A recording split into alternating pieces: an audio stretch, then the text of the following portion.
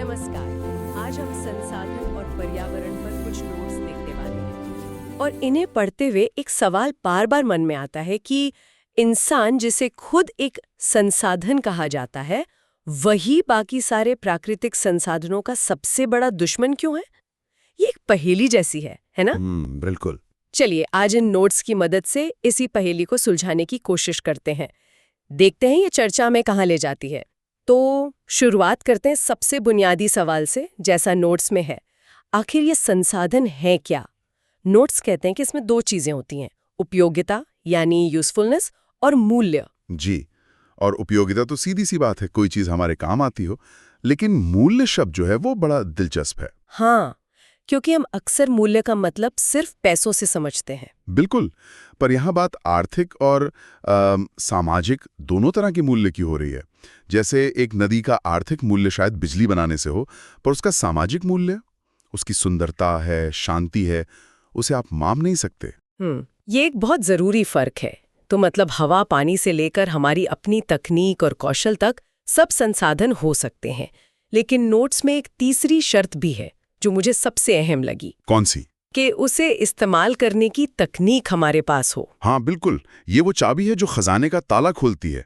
Petroleum वाला उदाहरण ही सोचिए, वो लाखों साल से जमीन के नीचे था, पर हमारे लिए तो बेकार था। हाँ, जब तक हमारे पास उसे निकालने की तकनीक नहीं आई, वो हमारे लिए बस एक काला चिपचिपा पदार्थ था, संसाधन नहीं।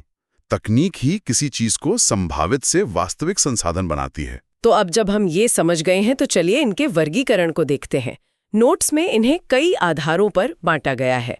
पहला आधार है उत्पत्ति, मतलब वो आते कहाँ से हैं? हाँ, इसमें एक है प्राकृतिक और दूसरा है मानव निर्मित। प्राकृतिक तो नाम से ही साफ है जी, जो हमें प्रकृति से मिलते हैं। और नोट्स के हिसाब से इन्हें भी दो हिस्सों में बांटा गया है, जैविक यानी बायोटिक और अजैविक यानी एबायोटिक। जैविक मतलब जिनमें जीवन है, जैसे पेड़ पौधे, जानवर। और अजैविक वो जिनमें जीवन नहीं है, जैसे जमीन हो गई, पानी, खनिज। ये विभाजन हमें इकोसिस्टम को समझने में मदद करता है। और फिर आते हैं मानव निर्मित संसाधन, सड़कें, मशीनें, शहर। और नोट्स में तीसरा प्रकार है खुद मानव एक संसाधन। और यही सबसे जरूरी बिंदु है। शिक्षा और स्वास्थ्य के जरिए हम खुद को, मतलब इस मानव संसाधन को बेहतर बनाते हैं। असल में तो बाकी सारे संसाधन बेकार हैं जब तक इंसान अपनी समझ से उन्हें उपयोगी न बना दे। सही बात है। चलिए अब दूसरे आधार पर आते हैं, समाप्ति, मतलब कौन सा संसाधन कब तक चलेगा। इसमें एक है नवीकरणीय, रिन्यूएबल, हाँ, जिन्हें हम दोबारा बना सकते हैं या जो कभी खत्म नहीं होते, जैसे सूरज की रोशनी। जी, सौर ऊर्जा, पवन ऊर्जा, ये अक्षय है। और दूसरा है अनवीकरणीय, नॉन रिन्यूएबल, जो एक बार खत्म हो गए तो बस हो गए। क्योंकि इन्हें बनने में लाखों साल लगते हैं, कोयला, पेट्रोल। और आज की दुनिया की सबसे बड़ी चुनौती यहीं छुपी है। हमारी पूरी सभ्यता इन्हीं पर खड़ी है। ये तो ऐसा है जैसे हम एक ऐसी कार चला रहे हैं जिसका पेट्रोल टैंक सीमित है, पर हम मानकर चल रहे हैं कि रास्ता कभी खत्म नहीं होगा। बहुत अच्छा कहा आपने। इसीलिए नवीकरणीय ऊर्जा की तरफ जाना अब कोई विकल्प नहीं, बल्कि एक जरूरत बन चुका है। अब वर्गीकरण का अगला आधार है स्वामित्व, यानी मालिक कौन है। इसमें भी 4 स्तर हैं, व्यक्तिगत से शुरू होकर अंतर्राष्ट्रीय तक। जी, व्यक्तिगत जैसे किसी का अपना घर या खेत। फिर सामुदायिक, जैसे गांव का तालाब या पार्क, जिस पर सबका हक हो। तीसरा राष्ट्रीय, जैसे देश की सड़कें, रेलवे, खनिज। और चौथा है अंतर्राष्ट्रीय, जैसे खुला समंदर। सही। ये दिखाता है कि कुछ संसाधनों पर किसी एक देश का हक नहीं हो सकता, वो पूरी मानवता की साझी विरासत हैं। हालांकि इन्हीं को लेकर देशों में सबसे ज्यादा तनाव भी होता है। ये भी है। और वर्गीकरण का आखिरी आधार है विकास का स्तर। ये थोड़ा सा मुश्किल लगता है, संभावी, विकसित, भंडार और संचित कोश। चलिए इसे आसान बनाते हैं, एक खजाने की खोज की तरह समझिए इसे। अच्छा। संभावी या पोटेंशियल वो खजाना है जिसके बारे में आपको पता है कि वो किसी इलाके में है, पर आप अभी उसका पूरा इस्तेमाल नहीं कर रहे। जैसे राजस्थान में सौर ऊर्जा की संभावना। ठीक है। विकसित या डेवलप्ड वो खजाना है जिसे आप निकाल भी रहे हैं और इस्तेमाल भी कर रहे हैं, जैसे कोयला खदानें। और भंडार और संचित कोश में क्या फर्क है? ये दोनों एक जैसे लगते हैं। यहाँ एक बहुत छोटा सा अंतर है। भंडार या स्टॉक वो खजाना है जिसके बारे में पता तो है, पर आपके पास उसे निकालने की सही तकनीक ही नहीं है। जैसे पानी से हाइड्रोजन निकालकर उसे ईंधन की तरह इस्तेमाल करना। हमें पता है ये हो सकता है, पर टेक्नोलॉजी अभी उतनी सस्ती या सुरक्षित नहीं है। बिल्कुल। और संचित कोष या रिजर्व वो भंडार का ही हिस्सा है जिसे निकालने की तकनीक हमारे पास है, पर हमने उसे भविष्य के लिए बचाकर रखा है, जैसे बांधों में जमा पानी। वाह, इस तरह से तो ये चारों स्तर बिल्कुल साफ हो गए। तो ये कह सकते हैं कि एक देश का विकास इस बात पर निर्भर करता है कि वो अपने संभावी संसाधनों को कितनी तेजी से विकसित संसाधनों में बदलता है। हाँ, कह सकते हैं। लेकिन अब दुनिया इस सोच से आगे बढ़ रही है। अब सवाल सिर्फ कितनी तेजी से का नहीं, बल्कि कितनी समझदारी से का है। और यहीं पर संसाधन संरक्षण और सतत विकास की बात आती है। एकदम। नोट्स कहते हैं कि संसाधन पृथ्वी पर असमान रूप से बटे हैं और इसी वजह से उनका संरक्षण, उनका कंजर्वेशन जरूरी हो जाता है। हाँ, क्योंकि ये सीमित है। नोट्स की एक लाइन मुझे बहुत अच्छी लगी। संसाधन प्रकृति के मुफ्त उपहार हैं, लेकिन शोषण के लिए मुफ्त नहीं है। संरक्षण का मतलब कंजूसी नहीं है, बल्कि समझदारी से इस्तेमाल करना है। जी, ताकि वो आज भी काम आए और आने वाली पीढ़ियों के भी। और यहीं से सतत पोषणीय विकास यानी सस्टेनेबल डेवलपमेंट का विचार जुड़ता है। मतलब हम अपना हिस्सा भी खाएं और आने वाली पीढ़ियों के लिए भी बचा कर रखें। बिल्कुल सही। ये एक लॉन्ग टर्म विजन है। बर्बादी कम करो, रिसाइकिल करो और पर्यावरण की रक्षा करो। इस अध्याय के अंत में एक आदर्श परीक्षा उत्तर का प्रारूप भी दिया है, जो दिखाता है कि कैसे इन सभी विचारों को संक्षेप में एक साथ पिरोया जा सकता है। हाँ, ये बहुत उपयोगी है। एक तार्किक प्रवाह सिखाता है। तो ये तो हुई संसाधनों की कहानी, लेकिन संरक्षण की बात जमीन पे कैसी दिखती है? चलिए अब दूसरे अध्याय पर चलते हैं और देखते हैं कि भूमि, जल और मिट्टी जैसे असल संसाधनों को बचाने की चुनौती कितनी बड़ी है। जी। तो दूसरे अध्याय की शुरुआत होती है भूमि से। नोट्स कहते हैं कि पृथ्वी की सतह का केवल 30% हिस्सा ही भूमि है। और हमारी पूरी दुनिया ऐसी 30% पर बसी है। इसी पर खेती होनी है, शहर बसने हैं, उद्योग लगने हैं, जंगल भी होने हैं। यहीं से भूमि उपयोग का संघर्ष शुरू होता है। और जब ये उपयोग गलत तरीके से होता है तो भूमि निम्नीकरण यानी लैंड डिग्रेडेशन की समस्या खड़ी हो जाती है। मतलब जमीन की क्वालिटी का गिरना। और इसके कारण दिए गए हैं वनों की कटाई, अत्यधिक चराई, खनन। ये सब तो इंसानी गतिविधियां हैं। बिल्कुल। और इन्हें रोकने के उपाय भी मानवीय हैं। ज्यादा पेड़ लगाना, सिंचाई के बेहतर तरीके अपनाना। ये दिखाता है कि समस्या और समाधान दोनों हमारे ही हाथ में है। भूमि के बाद अब आते हैं मृदा यानी मिट्टी पर, वो पतली सी परत जिस पर हमारा पूरा कृषि तंत्र टिका है। नोट्स कहते हैं कि इसे बनने में लाखों साल लगते हैं। सोचिए, 1 इंच मिट्टी बनने में हजारों साल, और मृदा अपरदन मतलब सॉइल इरोजन में हम उसे कुछ ही घंटों की तेज बारिश में खो सकते हैं। ये बहुत ही खतरनाक असंतुलन है। और इसे रोकने के जो उपाय नोट्स में हैं, जैसे सीढ़ीदार खेती या समोच्च जुताई, वो काफी दिलचस्प है। चलाया जाता है। इससे पानी के लिए प्राकृतिक रुकावटें बन जाती हैं। अच्छा, ताकि पानी तेजी से नीचे ना बहे। जी, और मिट्टी को अपने साथ बहाकर ना ले जाए। अब जमीन और मिट्टी के बाद सबसे जरूरी संसाधन जल। नोट्स का एक तथ्य हमेशा चौंकाता है कि हमारे इस्तेमाल के लिए साफ पानी का सिर्फ 1% ही आसानी से उपलब्ध है। हाँ, ये ऐसा है जैसे आप पानी के एक बहुत बड़े गोदाम के बाहर खड़े हों, पर आपके पास उसे खोलने के लिए बस एक छोटी सी चाबी हो। बाकी सारा पानी या तो खारा है या ग्लेशियर में जमा है। और उस 1% पर ही पूरी मानवता की प्यास और खेती निर्भर है। और जब बढ़ती आबादी और प्रदूषण के कारण मांग उस 1% से ज्यादा हो जाती है, तो जल संकट खड़ा हो जाता है। इससे निपटने के लिए नोट्स में वर्षा जल संचयन और ड्रिप सिंचाई जैसे उपाय दिए हैं। सही कहा। ड्रिप सिंचाई, जिसमें पानी बूंद बूंद करके सीधे पौधों की जड़ों में जाता है, यह दिखाती है कि कैसे तकनीक पानी की हर बूंद का सम्मान करना सिखा सकती है। भूमि, मृदा और जल के बाद अब बात करते हैं प्राकृतिक वनस्पति और वन्य जीवन की। नोट्स में इनके महत्व को 2 हिस्सों में बांटा गया है, पारिस्थितिक और मानवीय। पारिस्थितिक महत्व वो है जो पूरे सिस्टम को चलाता है। हवा को साफ करना, मिट्टी को रोकना, मौसम को कंट्रोल करना। ये ग्रह के फेफड़े और कवच की तरह है। और मानवीय महत्व हमारी सीधी जरूरतें पूरी करता है, भोजन, दवाएं, लकड़ी। और हम अक्सर मानवीय महत्व पर ध्यान देते हैं और पारिस्थितिक महत्व को उसे भूल जाते हैं। और जब हम ऐसा करते हैं तो वनों की कटाई और शिकार जैसी समस्याएं पैदा होती हैं। हाँ, और इनके संरक्षण के लिए राष्ट्रीय उद्यान और वन्य जीव अभयारण्य बनाए गए हैं। ये उन द्वीपों की तरह हैं जहां प्रकृति को इंसानी दखलंदाजी से बचाया जाता है ताकि पूरी पृथ्वी का संतुलन बना रहे। इस अध्याय के अंत में भी एक आदर्श परीक्षा उत्तर का प्रारूप है जो इन सभी अलग-अलग संसाधनों को एक साथ जोड़ता है। ये दिखाता है कि ये सब अलग थलग नहीं है। जंगल कटने का असर मिट्टी पर, मिट्टी बहने का असर पानी पर, और इन सब का असर हम इंसानों पर पड़ता है। सब कुछ जुड़ा हुआ है। तो आज हमने इन 2 अध्यायों के जरिए संसाधनों की इस जटिल दुनिया को परत दर परत समझा।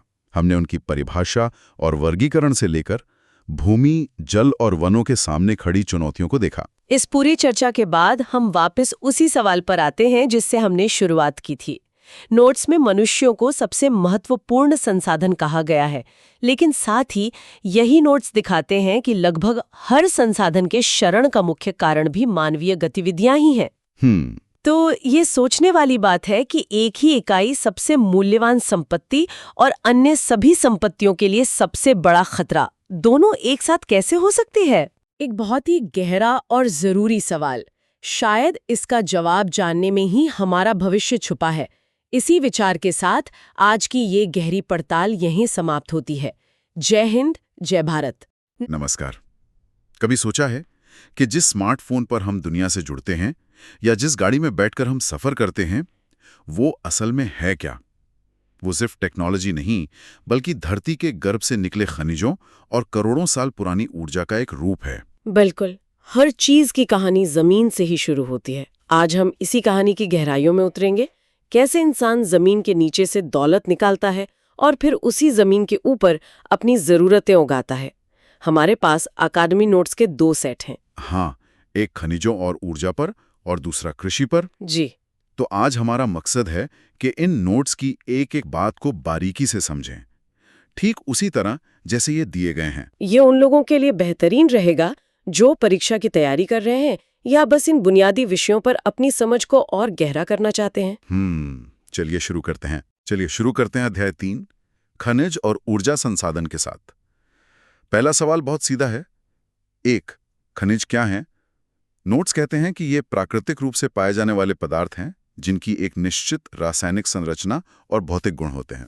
ये परिभाषा तो ठीक है, पर इसका असली मतलब समझते हैं। निश्चित रासायनिक संरचना का मतलब है कि हर खनिज का अपना एक फिंगरप्रिंट होता है, एक फॉर्मूला। अच्छा। जैसे पानी हमेशा H2O होता है, वैसे ही क्वार्ट्ज हमेशा SiO2 होता है। और भौतिक गुण यानी उसका रंग, कठोरता, चमक, ये भी तय होते हैं। मतलब ये बदलते नहीं हैं? कभी नहीं। इसी वजह से एक भूविज्ञानी चट्टान देखकर बता सकता है कि उसके अंदर कौन सा खजाना छिपा है। और नोट्स का अगला बिंदु कहता है कि खनिज उद्योगों के लिए बुनियादी कच्चा माल है। ये तो सुनने में बहुत सरल लगता है, पर इसका असर बहुत गहरा है। इसे ऐसे देखिए, खनिज वो अक्षर हैं जिनसे हम अपनी पूरी औद्योगिक दुनिया की भाषा लिखते हैं। बिना लौह अयस्क के स्टील नहीं, बिना स्टील के गगनचुंबी इमारतें, पुल या गाड़ियां नहीं, बिना बॉक्साइट के एल्यूमिनियम नहीं, और बिना एल्यूमिनियम के हवाई जहाज नहीं। हमारी पूरी सभ्यता इन खनिजों की नींव पर खड़ी है। यहां से बात और दिलचस्प हो जाती है। 2. खनिजों के प्रकार। नोट्स इन्हें 2 मुख्य भागों में बांटते हैं। पहला है ए, धात्विक खनिज, यानी वो जिनमें धातु होती है। और धातु का मतलब है चमक, मजबूती और बिजली और गर्मी को एक जगह से दूसरी जगह ले जाने की क्षमता। हाँ, यही वो गुण हैं जो उन्हें उद्योगों के लिए इतना कीमती बनाते हैं। इसके अंदर भी 2 प्रकार हैं। पहला, लौह खनिज। नाम से ही जाहिर है, इनमें लोहा होता है जी, जैसे लौह अयस्क और मैंगनीज। नोट्स बताते हैं कि इनका इस्तेमाल स्टील उद्योग और भारी मशीनरी में होता है। लौह खनिजों को औद्योगिक विकास की रीढ़ की हड्डी कहना गलत नहीं होगा। बिल्कुल। खड़ी नहीं हो सकती। और मैंगनीज की भूमिका भी दिलचस्प है।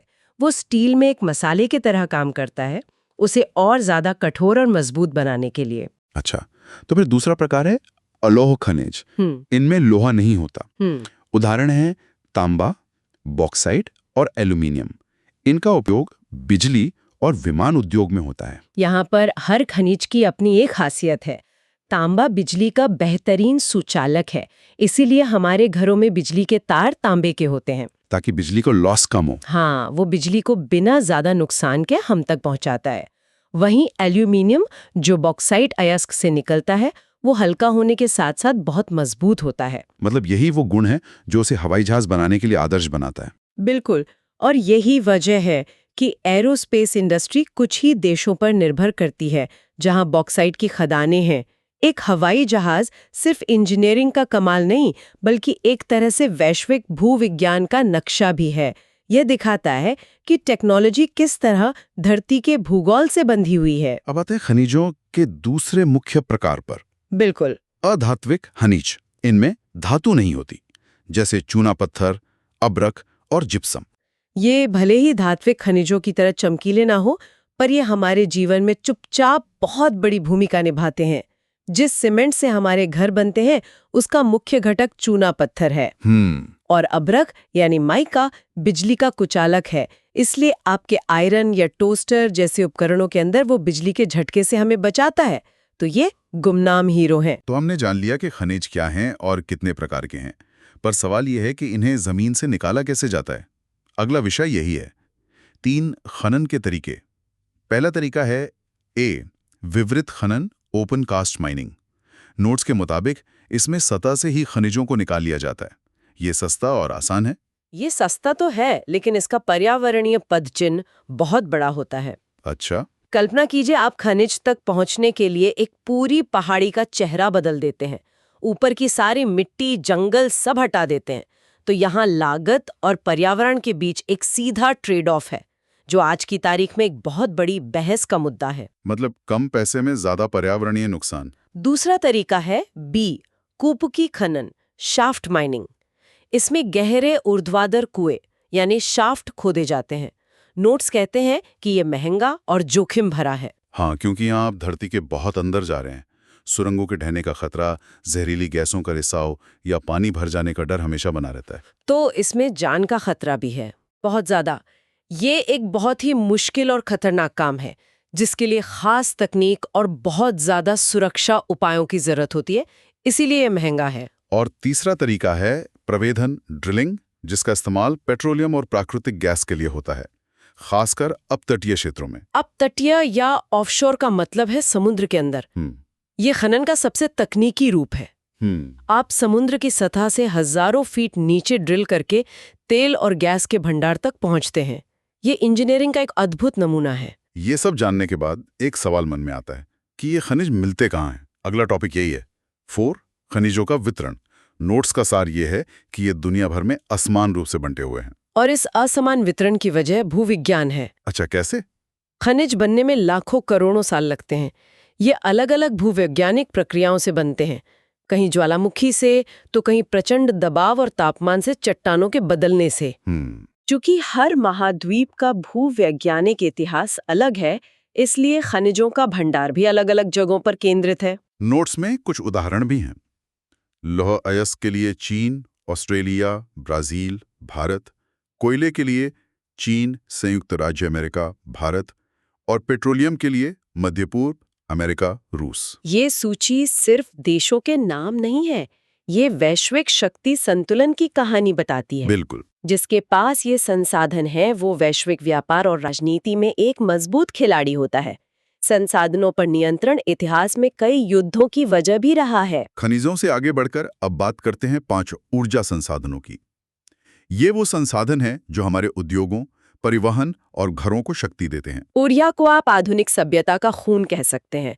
इसके बिना सब कुछ ठप पड़ जाएगा। सही बात है। हमारी पूरी आर्थिक प्रगति इसी ऊर्जा पर निर्भर करती है। तो फिर ये ऊर्जा आती कहां से है? 6 ऊर्जा संसाधनों के प्रकार। इन्हें 2 श्रेणियों में बांटा गया है। पहली, ए, ऊर्जा के परंपरागत स्रोत रहे हैं। ये हमारे ऊर्जा सिस्टम की नींव रहे हैं। इसमें सबसे पहले हैं कोयला, पेट्रोलियम और प्राकृतिक गैस। इन्हें जीवाश्म ईंधन भी कहते हैं और ये अनवीकरणीय हैं। अनवीकरणीयों को समझने का सबसे अच्छा तरीका है कि इन्हें धरती का एक फिक्स डिपॉजिट समझें, जिसे बनने में लाखों साल लगे। हम ब्याज नहीं बल्कि मूलधन ही खर्च कर रहे हैं, और वो भी बहुत तेजी से। एक दिन ये खत्म हो जाएगा। प्राकृतिक गैस को सबसे स्वच्छ जीवाश्म ईंधन इसलिए कहते हैं क्योंकि वो जलने पर कोयले और पेट्रोल की तुलना में कम प्रदूषण फैलाती है, पर है तो वो भी उसी फिक्स डिपॉजिट का हिस्सा। परंपरागत स्रोतों में चौथा है जल विद्युत, हाइडल पावर। ये बहते पानी से बनती है और ये नवीकरणीय है। ये नवीकरणीय इसलिए है क्योंकि ये प्रकृति के जल चक्र का हिस्सा है। बारिश होती है, नदियां बहती हैं, हम बांध बनाकर उस बहते पानी की ताकत से टरबाइन घुमाते हैं। मतलब ये कभी खत्म नहीं होगा? नहीं, पानी खत्म नहीं होता, वो अपना चक्र पूरा करता रहता है। ये एक तरह से प्रकृति की आमदनी से खर्च करने जैसा है, मूलधन से नहीं। अब आते हैं दूसरी श्रेणी पर, बी, ऊर्जा के गैर परंपरागत स्रोत। ये नए और नवीकरणीय हैं। इसमें आई, सौर ऊर्जा, सूर्य, आई, पवन ऊर्जा, हवा, IIV, परमाणु ऊर्जा, एटम। वी, बायोगैस प्लांट, और वी, ज्वारीय ऊर्जा, वाटर भी शामिल हैं। जी, ये सभी भविष्य की ऊर्जा के विकल्प हैं। सौर और पवन ऊर्जा तो सीधे सीधे प्रकृति की रोज की कमाई है। सूरज रोज उगता है, हवा अक्सर चलती है। बायोगैस कचरे को ऊर्जा में बदलकर एक बहुत बड़ी समस्या का समाधान करती है। लेकिन नोट्स में लिखा है कि परमाणु ऊर्जा जोखिम भरी है। सौर और पवन ऊर्जा के साथ भी तो अपनी चुनौतियां हैं, जैसे उन्हें बहुत ज्यादा जमीन चाहिए या वो मौसम पर निर्भर हैं। तो जोखिम की परिभाषा सिर्फ परमाणु ऊर्जा के लिए इतनी सख्त क्यों है? बहुत अच्छा सवाल है। हर ऊर्जा स्रोत के अपने फायदे और नुकसान हैं। परमाणु ऊर्जा का जोखिम उसके रेडियोधर्मी कचरे के सुरक्षित निपटान और किसी दुर्घटना की आशंका से जुड़ा है। ने स्टोर करने की तकनीक अभी भी महंगी है। तो असली चुनौती एक संतुलित एनर्जी मिक्स बनाने की है, जहां हम अलग-अलग स्रोतों के फायदे उठा सकें और उनके जोखिमों को कम कर सकें। तो इन सभी संसाधनों के इस्तेमाल के बाद जो सबसे जरूरी सवाल उठता है वो है इनके संरक्षण का। अध्याय का आखिरी खंड इसी पर है। 7, खनिज और ऊर्जा संसाधनों का संरक्षण। इनकी जरूरत क्यों है? क्योंकि ये सीमित हैं, अनवीकरणीय हैं और इनके बनने में लाखों साल लगते हैं। बिल्कुल, हम जिस रफ्तार से इन्हें खर्च कर रहे हैं वो इनके बनने की रफ्तार से लाखों गुना ज्यादा है। अगर हमने इन्हें सहेजा नहीं तो भविष्य की पीढ़ियों के लिए कुछ नहीं बचेगा। संरक्षण के तरीके भी बताए गए हैं। बर्बादी कम करना, पुनर्चक्रण यानी रिसाइकलिंग, हाँ, मेटल्स का, वैकल्पिक और नवीकरणीय स्रोतों का उपयोग और बेहतर तकनीक। मतलब क्या हुआ? ऊर्जा सुरक्षा का मतलब है कि एक देश अपनी जरूरतों के लिए किसी दूसरे पर निर्भर नहीं है।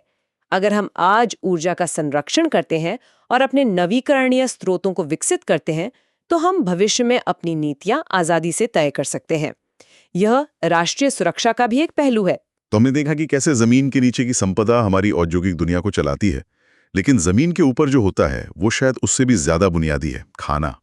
चलिए बात करते हैं कृषि की, यानी उस कला की जो मिट्टी को भोजन में बदल देती है।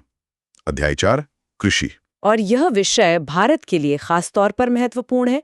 देखते हैं नोट्स क्या कहते हैं। शुरुआत होती है एक कृषि के अर्थ से। यह एक प्राथमिक गतिविधि है जिसमें फसल उगाना और पशु पालना शामिल है। यह भोजन, कच्चा माल और रोजगार देती है। और यहाँ एक चौंकाने वाला तथ्य है, भारत की लगभग 2/3 आबादी कृषि पर निर्भर है। यह आंकड़ा सिर्फ एक संख्या नहीं है, ये दिखाता है कि भारत में कृषि महज एक सेक्टर नहीं बल्कि करोड़ों लोगों की जीवन शैली है, उनकी संस्कृति का हिस्सा है। सही बात है। देश की अर्थव्यवस्था का एक बड़ा हिस्सा आज भी मॉनसून की बारिश के साथ ऊपर नीचे होता है। ये तो बहुत दिलचस्प है। मतलब एक ही बीज अगर अलग अलग जगह बोया जाए तो नतीजा अलग होगा। आखिर वो कौन सी चीजें हैं जो तय करती हैं कि किसी जगह की खेती कैसी होगी? अगला टॉपिक यही है। 2, कृषि को प्रभावित करने वाले कारक। इन्हें 2 भागों में बांटा गया है। ए, भौतिक कारक जैसे जलवायु, मिट्टी, उच्चावच, और बी, मानवीय कारक, श्रम, पूंजी, प्रौद्योगिकी, सिंचाई। इसे प्रकृति और इंसान के बीच की एक जुगलबंदी समझिए। अच्छा। प्रकृति यानी भौतिक कारक तय करती है कि क्या उगाया जा सकता है, जैसे पहाड़ी ढलानों पर चाय और समतल मैदानों में गेहूं। लेकिन इंसान अपनी तकनीक, मेहनत और पैसे से, यानी मानवीय कारक से, हाँ, उन प्राकृतिक सीमाओं को काफी हद तक पार कर सकता है। जहां बारिश कम है वहां सिंचाई से फसलें उगाई जा सकती हैं। तो अब बात करते हैं 3 कृषि के प्रकारों की। पहला है ए, निर्वाहक कृषि, सबसिस्टेंस फार्मिंग, यानी वो खेती जो सिर्फ परिवार की जरूरतें पूरी करने के लिए की जाती है। यहाँ खेती का मकसद पैसा कमाना नहीं बल्कि अपने परिवार का पेट भरना है। ये खेती का सबसे पुराना और बुनियादी रूप है। इसके भी 2 प्रकार हैं। एक, आदिम निर्वाह कृषि, जिसमें कर्तन और दहन या झूमिंग आती है, और 2, गहन निर्वाह कृषि, जो घनी आबादी वाले इलाकों में छोटे खेतों पर होती है। कर्तन और दहन हजारों साल पुरानी तकनीक है, जहां किसान जंगल के एक टुकड़े को साफ करके कुछ साल खेती करते हैं और फिर वो जमीन को आराम करने के लिए छोड़कर आगे बढ़ जाते हैं। ये तो टिकाऊ नहीं लगता। ये तब तक ठीक है जब तक आबादी कम हो। वहीं गहन कृषि इसका ठीक उल्टा है। यहाँ आबादी इतनी ज्यादा है कि किसान कहीं और जा नहीं सकता। उसे उसी छोटे से खेत से साल दर साल ज्यादा से ज्यादा पैदावार लेनी पड़ती है, जिसमें बहुत ज्यादा मेहनत लगती है। भारत और चीन जैसे देशों में यही आम है। कृषि का दूसरा मुख्य प्रकार है बी, वाणिज्यिक कृषि, कमर्शियल फार्मिंग। इसमें फसलें बाजार में बेचने के लिए उगाई जाती हैं। यहाँ बड़े खेत और आधुनिक मशीनरी का इस्तेमाल होता है। बिल्कुल, यहाँ खेती एक व्यवसाय है, उद्देश्य है मुनाफा। इसलिए हर फैसला लागत और मुनाफे को देखकर लिया जाता है। अमेरिका और ऑस्ट्रेलिया के बड़े बड़े फार्म इसका बेहतरीन उदाहरण है। और तीसरा है सी, रोपड़ कृषि, प्लांटेशन एग्रीकल्चर, जहां बड़े बड़े बागानों में एक ही फसल जैसे चाय, कॉफी या रबर उगाई जाती है। ये वाणिज्यिक कृषि का ही एक विशिष्ट रूप है। इसकी खासियत है एक ही फसल पर जोर और बड़े पैमाने पर उत्पादन, जो अक्सर निर्यात के लिए होता है। कई देशों की अर्थव्यवस्था इन्हीं बागानों पर टिकी होती है। अब बात करते हैं 4, सस्य प्रारूप की। इसका मतलब है किसी क्षेत्र में उगाई जाने वाली फसलों का प्रकार। सरल शब्दों में ये किसी किसान या क्षेत्र का वार्षिक कैलेंडर है कि वो कब कौन सी फसल उगाएगा। जैसे भारत में हम रबी, खरीफ और जायद की बात करते हैं। बिल्कुल, ये उसी सस्य प्रारूप का हिस्सा है। अब आते हैं सबसे मजेदार हिस्से पर। 5, प्रमुख फसलें। नोट्स इन्हें कई श्रेणियों में बांटते हैं। पहली ए, खाद्य फसलें, जैसे आय, चावल, आय, गेहूं और आय, मक्का। ये 3 फसलें मिलकर दुनिया की आधी से ज्यादा कैलोरी की जरूरत पूरी करती हैं। ये वैश्विक खाद्य सुरक्षा की धुरी हैं। अगली श्रेणी है बी, रेशेदार फसलें, कपास जिसे काली मिट्टी चाहिए और जूट जिसे गर्म और नम जलवायु। कपास को उसके आर्थिक महत्व के कारण सफेद सोना भी कहा जाता है और ये पूरे कपड़ा उद्योग का आधार है। और जूट? वहीं जूट को सुनहरा रेशा कहते हैं और ये बायोडिग्रेडेबल होने की वजह से प्लास्टिक की थैलियों के एक बेहतरीन विकल्प के रूप में फिर से लोकप्रिय हो रहा है। फिर हैं सी, पेय फसलें, चाय जो पहाड़ी ढलानों पर होती है और कॉफी। नोट्स बताते हैं कि ब्राजील कॉफी का सबसे बड़ा उत्पादक है। और मजे की बात यह है कि कॉफी का पौधा असल में इथोपिया का है। ये एक लंबा सफर तय करके ब्राजील पहुंचा और वहां की अर्थव्यवस्था की रीढ़ बन गया। अच्छा। ये दिखाता है कि कृषि सिर्फ फसलें उगाना नहीं, बल्कि इतिहास और संस्कृति का सफर भी है। और आखिर में है डी, तिलहन फसलें, जैसे मूंगफली और सरसों, जिनसे खाद्य तेल बनता है। अब अगला विषय है 6, कृषि विकास। इसमें HYV बीज, रासायनिक उर्वरक, सिंचाई और मशीनों के उपयोग की बात की गई है, जिससे भारत में हरित क्रांति हुई। हरित क्रांति भारत के लिए एक बहुत बड़ी उपलब्धि थी। इसने हमें अनाज के उत्पादन में आत्मनिर्भर बनाया और भुखमरी के संकट से उबारा। यह विज्ञान और कृषि के तालमेल का एक शानदार उदाहरण था। लेकिन हर कहानी के 2 पहलू होते हैं। अगला खंड है 7, कृषि की समस्याएं। मानसून पर निर्भरता, मृदाक्षरण और रसायनों का अत्यधिक उपयोग। ये समस्याएं एक तरह से हरित क्रांति की ही देन है। मतलब फायदे के साथ नुकसान भी हुआ। हाँ, ज्यादा पैदावार के होड़ में हमने जमीन और पानी का जरूरत से ज्यादा इस्तेमाल किया। रासायनिक उर्वरकों और कीटनाशकों ने मिट्टी की सेहत को नुकसान पहुंचाया। तो अब हम उस सफलता की कीमत चुका रहे हैं। तो इसका समाधान क्या है? अंतिम खंड इसी पर है। 8, सतत कृषि। जी, ये वो कृषि है जो पर्यावरण की रक्षा करती है और मिट्टी की उर्वरता बनाए रखती है। इसके तरीके हैं फसल चक्र, जैविक खेती और कुशल सिंचाई।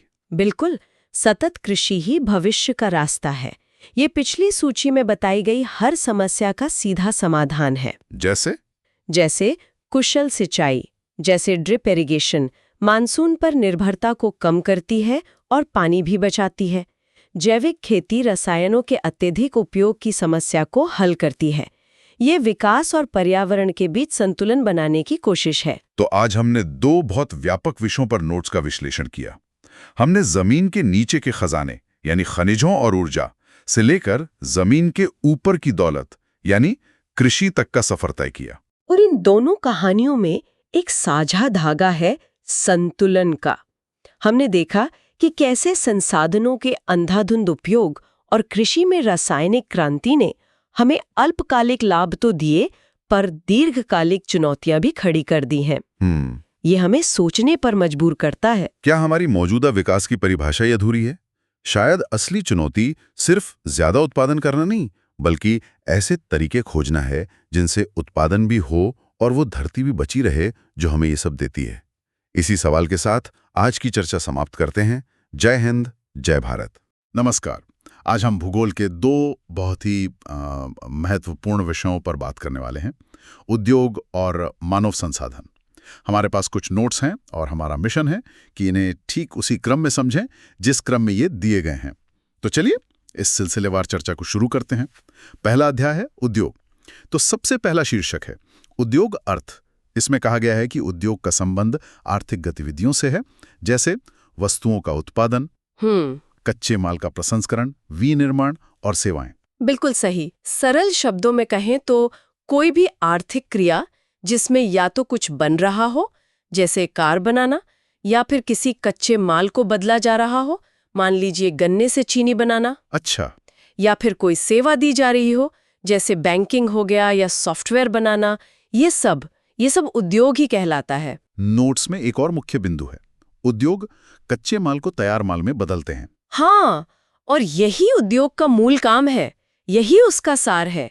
उदाहरण के लिए कपास एक कच्चा माल है और उद्योग उसे पहले धागे में फिर कपड़े में बदलता है, जो एक तैयार माल है।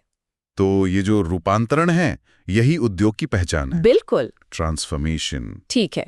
अब अगले सेक्शन पर आते हैं, औद्योगिक प्रणाली। नोट्स के अनुसार इसके 3 मुख्य घटक हैं। पहला है कच्चा माल। यह उद्योगों में उपयोग की जाने वाली बुनियादी सामग्री है। उदाहरण दिए गए हैं, कपड़ा उद्योग के लिए कपास और इस्पात उद्योग के लिए लौह अयस्क। हाँ, तो किसी भी औद्योगिक प्रणाली की शुरुआत हमेशा कच्चे माल से ही होती है। यह वो इनपुट है जिसके बिना कोई उत्पादन हो ही नहीं सकता। जैसे बिस्कुट की फैक्ट्री के लिए आटा, चीनी और तेल, ये सब कच्चा माल है। सही। और प्रणाली का दूसरा भाग है प्रसंस्करण, यानी प्रोसेसिंग। इसे कच्चे माल को तैयार या अर्ध तैयार माल में बदलने की प्रक्रिया बताया गया है। बिल्कुल। और यह मशीनों, श्रम और शक्ति यानी बिजली का उपयोग करके किया जाता है। हाँ, ये सिस्टम का प्रोसेस वाला हिस्सा है। इसी स्टेप में कच्चे माल का रूप बदला जाता है, जैसे लौह अयस्क को बड़ी बड़ी भट्टियों में गलाकर स्टील बनाना। ये एक प्रसंस्करण क्रिया है जिसमें मशीनें भी लगती हैं, मजदूर भी और बहुत सारी ऊर्जा भी। और तीसरा और अंतिम घटक है तैयार माल और बाजार। इसमें लिखा है कि तैयार माल बाजारों में बेचा जाता है और ये बाजार स्थानीय, राष्ट्रीय या अंतर्राष्ट्रीय भी हो सकते हैं। ये प्रणाली का आउटपुट है, मतलब जो बनकर निकला। उत्पादन का आखिरी लक्ष्य तो यही है कि उसे उपभोक्ता तक पहुंचाया जाए, और वो बाजार के जरिए होता है। एक फैक्ट्री में बनी कार वो स्थानीय शोरूम में भी बिक सकती है और दूसरे देश में एक्सपोर्ट भी हो सकती है। यहाँ एक नोट भी है, परिवहन और संचार उद्योगों को बाजारों से जोड़ते हैं। ये बहुत ही महत्वपूर्ण बिंदु है, बहुत ज्यादा। सोचिए, बिना ट्रकों, ट्रेनों या जहाजों के तैयार माल फैक्ट्री से बाजार तक कैसे पहुंचेगा? सही बात है। और इसी तरह फोन और इंटरनेट, ये जो संचार के साधन हैं, ये ऑर्डर लेने और सप्लाई को मैनेज करने के लिए बहुत जरूरी हैं। चलिए अब हम उद्योगों के वर्गीकरण पर आते हैं। शीर्षक है उद्योगों का वर्गीकरण। नोट्स कहते हैं कि उद्योगों को कच्चे माल, आकार और स्वामित्व के आधार पर वर्गीकृत किया जाता है। और ये वर्गीकरण हमें उद्योगों के अलग अलग प्रकारों को समझने में मदद करता है। हर आधार का अपना एक महत्व है। तो पहला आधार है कच्चे माल के आधार पर वर्गीकरण। इसके तहत पहला प्रकार है कृषि आधारित उद्योग। ये कृषि उत्पादों को कच्चे माल के रूप में उपयोग करते हैं। उदाहरण है सूती कपड़ा उद्योग, जूट उद्योग, चीनी उद्योग और खाद्य प्रसंस्करण उद्योग। जैसा कि नाम से ही साफ है, इन उद्योगों की नींव पूरी तरह से कृषि पर टिकी है। जैसे टमाटर से सॉस बनाना, गेहूं से बिस्किट बनाना या जूट से बोरे बनाना, ये सभी कृषि आधारित उद्योगों के ही उदाहरण हैं। और दूसरा प्रकार है खनिज आधारित उद्योग। ये खनिजों को कच्चे माल के रूप में उपयोग करते हैं। उदाहरण लौह और इस्पात उद्योग, सीमेंट उद्योग और एल्यूमीनियम उद्योग। ये उद्योग धरती से निकाले गए खनिजों पर निर्भर करते हैं, जैसे बॉक्साइट अयस्क से एल्यूमीनियम बनाना या चूना पत्थर से सीमेंट बनाना। ये सब खनिज आधारित उद्योग हैं और ये अक्सर भारी उद्योगों की श्रेणी में आते हैं। ठीक है। वर्गीकरण का अगला आधार है आकार के आधार पर वर्गीकरण। इसमें पहला है कुटीर उद्योग। इन्हें छोटे पैमाने के उद्योग बताया गया है जो परिवार के सदस्यों द्वारा चलाए जाते हैं और इसमें सरल औजारों का उपयोग होता है। उदाहरण हथकरघा, मिट्टी के बर्तन बनाना और टोकली बनाना। ये उद्योग ज्यादातर घर पर ही बहुत कम पूंजी और पारंपरिक कौशल से चलाए जाते हैं। इसमें उत्पादन की मात्रा कम होती है और ये अक्सर स्थानीय जरूरतों को ही पूरा करता है। दूसरा है लघु उद्योग। इनमें मशीनों का उपयोग होता है और पूंजी और श्रम सीमित होते हैं। उदाहरण है वस्त्र, खिलौने और बिजली का सामान। बिल्कुल, ये कुटीर उद्योगों से एक कदम आगे हैं। यहाँ उत्पादन घर से बाहर किसी छोटी फैक्ट्री में होता है और कुछ मशीनें भी इस्तेमाल होती हैं, लेकिन ये बड़े कारखानों जितना विशाल नहीं होता। और तीसरा है बड़े पैमाने के उद्योग। इनमें बड़े कारखाने, भारी पूंजी, उन्नत मशीनरी और बड़ी संख्या में कर्मचारी होते हैं। उदाहरण ऑटोमोबाइल उद्योग, जहाज निर्माण और लौह और इस्पात उद्योग। ये हमारी आधुनिक अर्थव्यवस्था की रीढ़ है। इनमें बहुत बड़े स्तर पर उत्पादन होता है, जिसके लिए विशाल निवेश और टेक्नोलॉजी की जरूरत पड़ती है। वर्गीकरण का अंतिम आधार है स्वामित्व के आधार पर वर्गीकरण। पहला प्रकार निजी क्षेत्र के उद्योग। ये व्यक्तियों या कंपनियों के स्वामित्व में होते हैं और इनका उद्देश्य लाभ कमाना होता है। उदाहरण टीसीएस, रिलायंस इंडस्ट्रीज। हाँ, मतलब जब किसी उद्योग का मालिक कोई एक व्यक्ति या लोगों का समूह हो तो वो निजी क्षेत्र में आता है। इनका मुख्य लक्ष्य अपने व्यवसाय से मुनाफा कमाना होता है। दूसरा प्रकार सार्वजनिक क्षेत्र के उद्योग। ये सरकार के स्वामित्व में होते हैं और इनका उद्देश्य सार्वजनिक कल्याण होता है। उदाहरण भेल, सेल। इन उद्योगों का संचालन और मालिकाना हक दोनों सरकार के हाथ में होता है। हाँ। और इनका प्राथमिक उद्देश्य लाभ कमाना नहीं, बल्कि देश की जनता को जरूरी सेवाएं और वस्तुएं उपलब्ध कराना होता है। अगला है संयुक्त क्षेत्र के उद्योग। ये सरकार और निजी व्यक्तियों द्वारा संयुक्त रूप से चलाए जाते हैं। इसमें सरकार और कोई निजी कंपनी मिलकर उद्योग चलाते हैं। इससे फायदा यह है कि सरकार का नियंत्रण भी रहता है और निजी क्षेत्र की जो कार्यकुशलता है उसका भी लाभ मिलता है। और चौथा है सहकारी क्षेत्र के उद्योग। ये उत्पादकों या श्रमिकों के स्वामित्व में होते हैं और इनका उद्देश्य आपसी लाभ होता है। उदाहरण दिए गए हैं अमूल और सहकारी चीनी मिलें। ये बहुत दिलचस्प मॉडल है। इसमें कच्चे माल के आपूर्तिकर्ता मतलब किसान या कारीगर वो खुद ही मिलकर उद्योग के मालिक बन जाते हैं। अच्छा, इससे बिचौलिए खत्म हो जाते हैं और मुनाफे का बंटवारा सदस्यों के बीच ही हो जाता है। अमूल इसका सबसे सफल उदाहरण है पूरी दुनिया में। अब बात करते हैं औद्योगिक प्रदेश की। नोट्स के अनुसार ये वे क्षेत्र हैं जहां उद्योग केंद्रित होते हैं। इनका विकास कच्चे माल की उपलब्धता, बिजली की आपूर्ति, श्रम, परिवहन और बाजारों के कारण होता है, जैसे मुंबई पुणे औद्योगिक क्षेत्र। बिल्कुल, जब किसी एक जगह पर उद्योग लगाने के लिए सभी जरूरी सुविधाएं जैसे कच्चा माल, पानी, बिजली, मजदूर, बाजार, ये सब आसानी से मिल जाता है तो वहां एक के बाद एक कई उद्योग लग जाते हैं और धीरे धीरे वो पूरा इलाका एक औद्योगिक प्रदेश या क्लस्टर बन जाता है। अगला विषय है विश्व के प्रमुख उद्योग। पहला है सूती कपड़ा उद्योग। ये सबसे पुराने उद्योगों में से एक है। कच्चा माल कपास है और प्रमुख उत्पादक भारत, चीन और अमेरिका हैं। हाँ, ये एक पारंपरिक और बहुत ही महत्वपूर्ण उद्योग है। औद्योगिक क्रांति की शुरुआत भी इसी उद्योग से हुई थी और आज भी यह दुनिया भर में लाखों लोगों को रोजगार देता है। दूसरा प्रमुख उद्योग है लौह और इस्पात उद्योग। इसे एक आधारभूत उद्योग कहा गया है जो अन्य उद्योगों को कच्चा माल प्रदान करता है। इसके कच्चे माल लौह अयस्क, कोयला और चूना पत्थर हैं। प्रमुख उत्पादक चीन, जापान और भारत हैं। इसे आधारभूत इसलिए कहते हैं क्योंकि मशीनें, गाड़ियां, इमारतें, लगभग हर दूसरी चीज बनाने के लिए स्टील की जरूरत होती है। सही। ये अन्य सभी उद्योगों का आधार है, उनकी नींव है। अब एक गंभीर विषय पर आते हैं, औद्योगिक प्रदूषण। ये औद्योगिक गतिविधियों के कारण होने वाला प्रदूषण है। इसके कुछ प्रकार बताए गए हैं। पहला है वायु प्रदूषण। धुएं और हानिकारक गैसों से होता है, जिससे सांस की बीमारियां होती हैं। हाँ, फैक्ट्रियों की चिमनियों से निकलने वाला धुआं सीधे हवा में मिलता है और उसे जहरीला बना देता है। यह हमारे स्वास्थ्य के लिए बहुत खतरनाक है। दूसरा है जल प्रदूषण।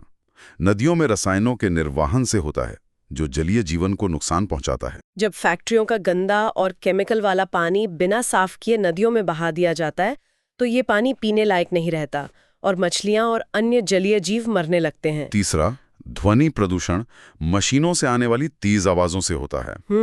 औद्योगिक क्षेत्रों में मशीनों का लगातार शोर न केवल बहरेपन का कारण बन सकता है, बल्कि मानसिक तनाव और दूसरी स्वास्थ्य समस्याओं को भी जन्म देता है। और चौथा भूमि प्रदूषण। जब औद्योगिक कचरे को जमीन पर फेंक दिया जाता है। ये कचरा जमीन को बंजर बना देता है और उसमें जो हानिकारक तत्व होते हैं वो रिसकर भूजल को भी प्रदूषित कर सकते हैं। तो इस प्रदूषण का समाधान क्या है? अगला शीर्षक है औद्योगिक प्रदूषण पर नियंत्रण। इसके उपाय हैं स्वच्छ ईंधनों का उपयोग, औद्योगिक कचरे का उपचार, सामग्रियों का पुनर्चक्रण यानी रिसाइकल, बिल्कुल, शोर नियंत्रण उपकरणों का उपयोग और पर्यावरण कानूनों का पालन। ये सभी उपाय प्रदूषण को कम करने के लिए बेहद जरूरी हैं। उद्योगों को अपनी जिम्मेदारी समझनी होगी।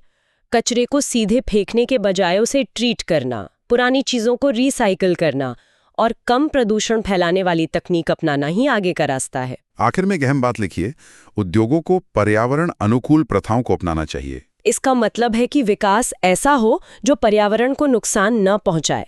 इसे ही सतत विकास या सस्टेनेबल डेवलपमेंट कहते हैं। ठीक है, अध्याय 5 के अंत में कुछ मुख्य शब्दावली दी गई हैं, मैंने बस पढ़ देता हूं। उद्योग, उत्पादन की आर्थिक गतिविधि। औद्योगिक प्रणाली, कच्चा माल, फिर प्रसंस्करण, फिर बाजार। बिल्कुल। कृषि आधारित उद्योग, कृषि पर आधारित। खनिज आधारित उद्योग, खनिज पर आधारित। सीधी परिभाषाएं हैं। कुटीर उद्योग, घर आधारित उद्योग। सार्वजनिक क्षेत्र, सरकार के स्वामित्व वाला। निजी क्षेत्र, निजी स्वामित्व वाला। और औद्योगिक प्रदूषण, उद्योगों से होने वाला प्रदूषण। इन परिभाषाओं को याद रखना बहुत उपयोगी है, क्योंकि ये पूरे अध्याय का सार है। इसके साथ ही उद्योगों पर दिए गए नोट्स का पहला भाग समाप्त होता है। अब हम दूसरे सेट पर चलेंगे, जो है मानव संसाधन पर। हम यहां भी ठीक वही क्रम अपनाएंगे। तो अध्याय 6 का पहला शीर्षक है मानव संसाधन अर्थ। इसमें कहा गया है कि मानव संसाधन लोगों और उनके कौशल, ज्ञान और क्षमताओं को संदर्भित करते हैं। मनुष्य प्राकृतिक संसाधनों का उपयोग करते हैं और उन्हें उपयोगी उत्पादों में बदलते हैं। ये एक बहुत ही महत्वपूर्ण अवधारणा है। देखिए, कोई भी प्राकृतिक संसाधन जैसे कोयला या जमीन, वो तब तक बेकार है जब तक मनुष्य अपने ज्ञान और कौशल से उसे उपयोगी न बना दे। इसलिए इंसान खुद सबसे बड़ा संसाधन है। एक मुख्य बिंदु है, मनुष्य सबसे महत्वपूर्ण संसाधन है। बिल्कुल, क्योंकि बाकी सभी संसाधनों का मूल्य मनुष्य ही तय करता है और उन्हें इस्तेमाल के लायक बनाता है। अगला सेक्शन है जनसंख्या का वितरण। इसमें बताया गया है कि जनसंख्या वितरण का मतलब है कि लोग पृथ्वी पर कैसे फैले हुए हैं। ये वितरण असमान है। कुछ क्षेत्र घनी आबादी वाले हैं और कुछ विरल आबादी वाले। सही बात है। दुनिया में हर जगह एक जैसी आबादी नहीं है। कहीं बहुत लोग रहते हैं, जैसे गंगा के मैदानी इलाकों में, और कहीं लगभग कोई नहीं रहता, जैसे सहारा रेगिस्तान में। इसी फैलाव को जनसंख्या वितरण कहते हैं। नोट्स में जनसंख्या वितरण को प्रभावित करने वाले कारक बताए गए हैं। पहले हैं भौतिक कारक, जलवायु, पानी की उपलब्धता, उपजाऊ मिट्टी और भू आकृति। लोग हमेशा उन जगहों पर रहना पसंद करते हैं जहां जीवन आसान हो, जहां अच्छी जलवायु हो, पीने और खेती के लिए पानी हो और समतल उपजाऊ जमीन हो। पहाड़ों और रेगिस्तानों में जीवन कठिन होता है, इसलिए वहां कम लोग रहते हैं। दूसरे हैं मानवीय कारक, उद्योग, परिवहन, शहरीकरण और रोजगार के अवसर। हाँ, जहाँ फैक्ट्रियाँ होती हैं वहाँ रोजगार होता है, इसलिए लोग वहाँ खिंचे चले आते हैं। अच्छे शहर, सड़कें और बाजार भी लोगों को बसने के लिए आकर्षित करते हैं। एक नोट है, नदी, घाटियां और मैदान घनी आबादी वाले हैं। यह भौतिक और मानवीय दोनों कारकों का परिणाम है। यहाँ खेती के लिए अच्छी जमीन और पानी होता है और शहर बसाना भी आसान होता है। अब बात करते हैं जनसंख्या का घनत्व की। इसकी परिभाषा है प्रति वर्ग किलोमीटर में रहने वाले लोगों की संख्या। इसका सूत्र है जनसंख्या घनत्व बराबर कुल जनसंख्या भागे कुल क्षेत्रफल। हाँ, ये हमें बताता है कि कोई जगह कितनी घनी बसी हुई है। अगर एक छोटे से क्षेत्र में बहुत सारे लोग रहते हैं तो वहाँ का जनसंख्या घनत्व ज्यादा होगा। नोट्स में उच्च घनत्व वाले क्षेत्र दक्षिण और पूर्वी एशिया बताए गए हैं। यह सीधे तौर पर उन कारकों से जुड़ा है जिनकी हमने अभी बात की थी। एशिया के मानसूनी क्षेत्रों में जीवन यापन की अच्छी दशाएं हैं, जबकि रेगिस्तान और बर्फीले इलाकों में बहुत मुश्किल है। अगला विषय जनसंख्या परिवर्तन। इसका अर्थ है समय के साथ जनसंख्या में वृद्धि या कमी। इसके कारण बताए गए हैं। पहला है जन्म दर, प्रति 1000 लोगों पर एक वर्ष में जीवित जन्मों की संख्या। उच्च जन्म दर से जनसंख्या में वृद्धि होती है। जब किसी देश में जन्म लेने वाले बच्चों की संख्या मरने वालों की संख्या से ज्यादा होती है तो वहां की आबादी बढ़ती है। दूसरा कारण मृत्यु दर, प्रति 1000 लोगों पर एक वर्ष में होने वाली मौतों की संख्या। घटती मृत्यु दर से जनसंख्या वृद्धि होती है। बिल्कुल, बेहतर स्वास्थ्य सेवाओं के कारण अब लोगों की औसत आयु बढ़ गई है और मृत्यु दर कम हो गई है। जन्म दर उतनी ही रहने और मृत्यु दर कम हो जाने से जनसंख्या तेजी से बढ़ती है। और तीसरा कारण प्रवासन यानी माइग्रेशन, लोगों का एक स्थान से दूसरे स्थान का जाना। इसके प्रकार हैं आप्रवासन यानी देश में आना, और उत्प्रवासन मतलब देश से बाहर जाना। लोग काम, शिक्षा या बेहतर जीवन की तलाश में एक जगह से दूसरी जगह जाते हैं। जब लोग किसी देश में आकर बसते हैं तो वहां की जनसंख्या बढ़ जाती है और जब देश छोड़कर जाते हैं तो कम हो जाती है। एक नोट है, प्रवासन जनसंख्या के आकार और वितरण को बदलता है। बिल्कुल, जैसे गांवों से शहरों की ओर पलायन, ये शहरों की आबादी और घनत्व दोनों को बढ़ा देता है। अब आते हैं जनसंख्या संगठन पर। यह जनसंख्या की संरचना को संदर्भित करता है।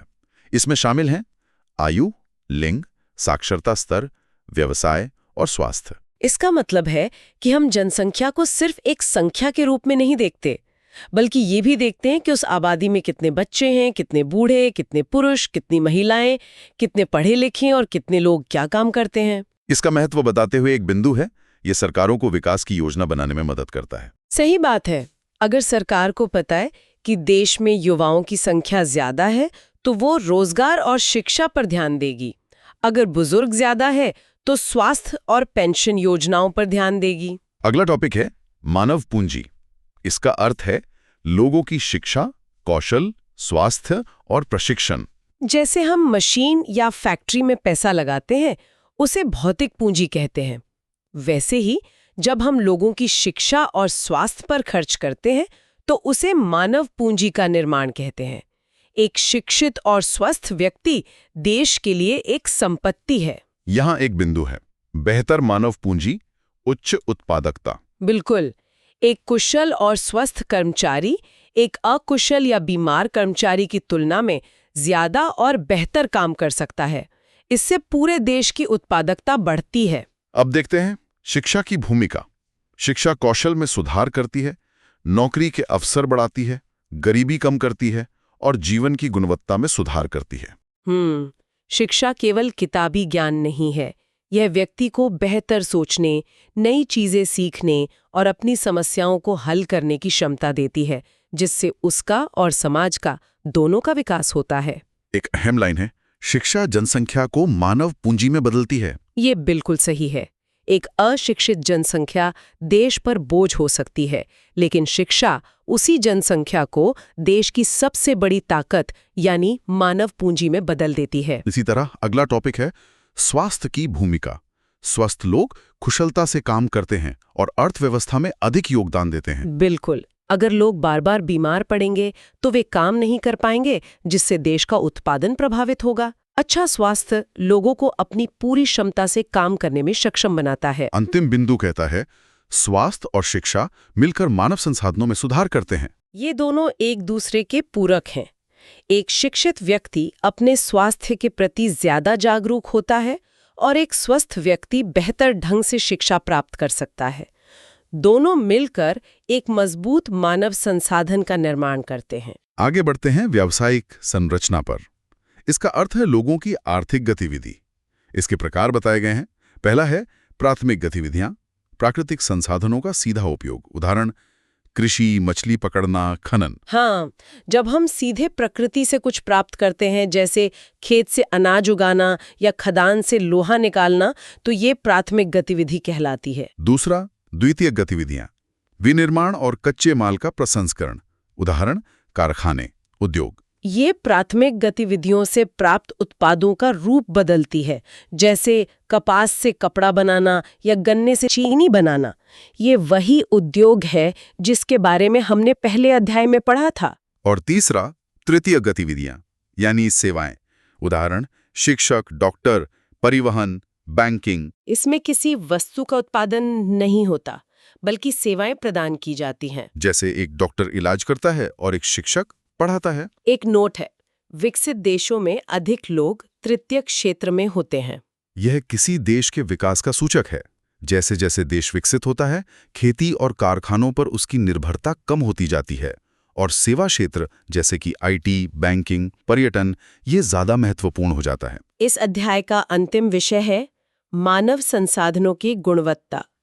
यह शिक्षा, स्वास्थ्य, कौशल, प्रशिक्षण और रोजगार के अवसरों पर निर्भर करती है। बिल्कुल, मानव संसाधन की गुणवत्ता केवल जनसंख्या की संख्या से नहीं, बल्कि इन सभी मापदंडों से तय होती है। एक छोटा लेकिन शिक्षित और स्वस्थ देश एक बड़ी लेकिन अशिक्षित और अस्वस्थ आबादी वाले देश से ज्यादा तरक्की कर सकता है। अंतिम बिंदु है, लोगों में निवेश करने से राष्ट्रीय विकास होता है। ये पूरे अध्याय का निचोड़ है। जब कोई देश अपने नागरिकों की शिक्षा और स्वास्थ्य पर खर्च करता है, तो वो वास्तव में अपने भविष्य में निवेश कर रहा होता है। इस अध्याय के अंत में भी कुछ मुख्य शब्दावली दी गई हैं। मानव संसाधन, लोग और उनकी क्षमताएं, जनसंख्या वितरण, जनसंख्या का फैलाव, जनसंख्या घनत्व, प्रति वर्ग किलोमीटर में लोग, प्रवासन, लोगों का आवागमन, मानव पूंजी, शिक्षित और कुशल लोग। बिल्कुल। जन्म दर, जन्मों की संख्या, मृत्यु दर, मौतों की संख्या, और व्यावसायिक संरचना, श्रमिकों का वितरण। ये शब्द इस अध्याय को समझने की कुंजी हैं। इन्हें अच्छे से समझ लेना चाहिए। तो हमने मानव संसाधन पर दिए गए नोट्स को भी क्रमबद्ध तरीके से पूरा कर लिया है। हमने आज दो बहुत ही महत्वपूर्ण विषयों, उद्योग और मानव संसाधन पर दिए गए नोट्स की गहन और सिलसिलेवार समीक्षा की। हमने हर शीर्षक और बिंदु को ठीक उसी क्रम में समझने की कोशिश की है जैसा कि वे दिए गए थे। आज की इस पूरी चर्चा से एक विचार सामने आता है।